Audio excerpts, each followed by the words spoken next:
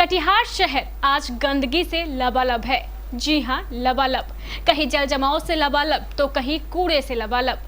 कहा तो यह जा रहा है कि सफाई कर्मचारियों की हड़ताल के कारण स्थिति ऐसी है, लेकिन शहर में कई इलाके ऐसे हैं जहां कई महीनों से गंदगी का साम्राज्य है। अफसोस तो तब ज्यादा होता है जब पानी एवं गंदगी से लबालब ये इलाके तथा कथित एनजीओ को कॉन्ट्रैक्ट पर दिए हुए हों। आज सफाई कर्मचारियों ने अपनी मांगों को लेकर जिलाधिकारी उदयन मिश्रा का भी विरोध किया। देखिए शहर में फैली गंदगी को लेकर ये खास रिपोर्ट।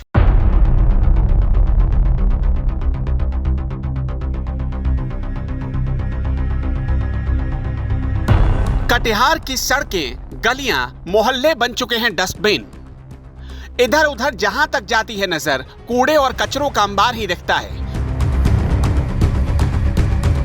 पहली तस्वीर, दूसरी तस्वीर, तीसरी तस्वीर, इससे भी मन नहीं भरा तो पेश है तैरते कटिहार की तस्वीर, गंदगी पर लेटते कटिहार की तस्वीर, रोज रोज कचरों को लांघते लोगों की तस्वीर। एक तो बरसात, ऊपर से शहर की हालत ऐसी। जी हां, शहर की हालत ऐसी है तो लोग क्यों न बीमार पड़े। इसी कचरे पर खड़े होकर पुलिस वालों को चलानी पड़ती है ट्रैफिक व्यवस्था और आम लोगों को जाना पड़ता है बाजार। पर सवाल ये है कि इतने बड़े शहर में कचरे का अंबार क्यों लगा। दरअसल बिहार में सभी नगर निगमों में सफाई कर्मी हड़ताल पर हैं। कटिहार में करीब 22 वार्ड ऐसे हैं जहां नगर निगम के सफाई कर्मी काम करते हैं और बाकी के वार्ड में आउटसोर्सिंग के जरिए सफाई कर्मी हायर किए जाते हैं। इसका मतलब ये हुआ कि जिन वार्डों में आउटसोर्सिंग पर सफाई कर्मी रखे गए हैं वहां सफाई का काम चलते रहना चाहिए था, लेकिन हाल कुछ ऐसा था। ये नगर निगम के आउटसोर्सिंग पर रखे गए कर्मचारी थे जो बीच सड़क पर कचरा फेंकने लगे।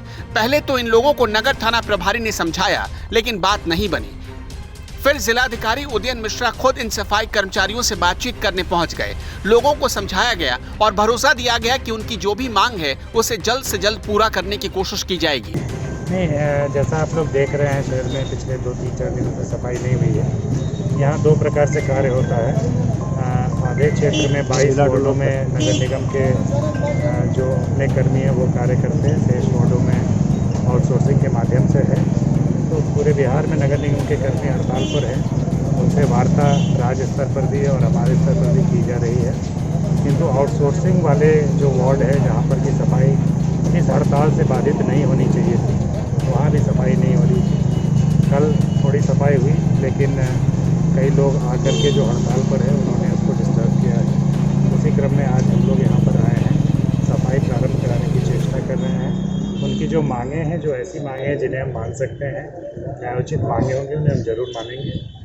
लेकिन अगर कोई ऐसी मांग वो करेंगे जो कि हम नहीं कर सकते हैं तो उनको समझाने की कोशिश करेंगे।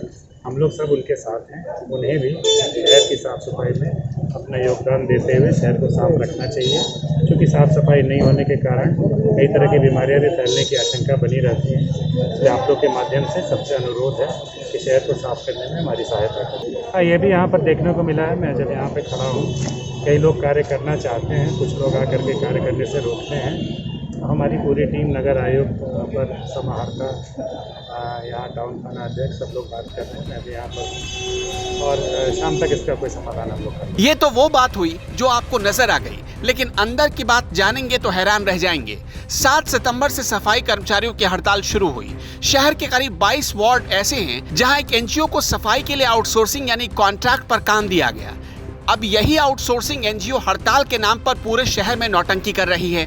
सफाई कर्मी तो सिर्फ पिछले 5 दिनों से हड़ताल पर है, लेकिन कचरे का ढेर पिछले 2 महीनों से लगा हुआ है। कोई आम आदमी शिकायत करे तो एनजीओ में उसकी सुनवाई नहीं होती। शिकायत केंद्र के नाम पर एनजीओ ने नगर निगम ने अपनी धाक जमा ली, बैठने के लिए जगह ले ली, एक दफ्तर भी मिल गया। एनजीओ का डायरेक्टर है अनिल कुमार। उससे शिकायत करो तो वो सीधे धमकी देने पर उतर आता है, अपनी पहुंच बताने लगता है। वो खुलेआम कहता है कि कोई उसका कुछ नहीं बिगाड़ सकता क्योंकि उसके ऊपर बड़े बड़े लोगों का हाथ है। शहर साफ रखने को लेकर कोई सवाल ना पूछ डाले, इसलिए उसने नगर निगम के काउंटर भी बंद कर दिए और एनजीओ के लोग शहर में हंगामा कर रहे हैं, जिससे लोगों को लगे कि ये नगर निगम के सफाई कर्मी हैं जो इन दिनों हड़ताल पर चल रहे हैं। इस एनजीओ ने शहर की साफ सफाई नहीं की, नतीजा की ड्रेनेज सिस्टम चौक हो चुका है, नालियां जाम हो चुकी हैं, पानी नालियों के रास्ते बाहर निकलने की जगह सड़कों पर जमा हो जाता है। गामी टोला की तस्वीर इसका सबसे बड़ा उदाहरण है। ऐसा लग रहा है कि कटिहार तैर रहा है। लोगों की जिंदगी नर्क से भी बदतर है। हवा हवाई नहीं, सबूत आपके सामने है। लोग किस तरह सड़क पर चलने के लिए जद्दोजहद कर रहे हैं, खुद देखिए।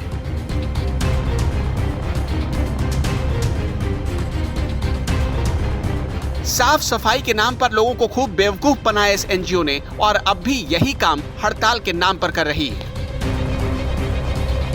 कटिहार से अरशद और अतिकुर के साथ शांतनु की रिपोर्ट।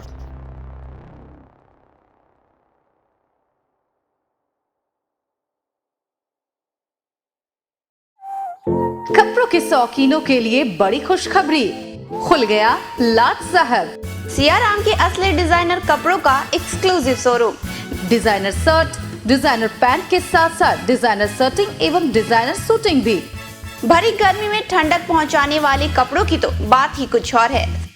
साथ ही बेहतरीन टेलरिंग की सुविधा भी उपलब्ध। लाट साहब, अब होगा आपके डिजाइनर कपड़ों का शौक पूरा। पता पानी टंकी चौक के दक्षिण कटिहार। Mobile number 7488136799। हर खरीद पर मिलेगा बेहतरीन उपहार। तो आइए लाट साहब बनिए लाट साहब।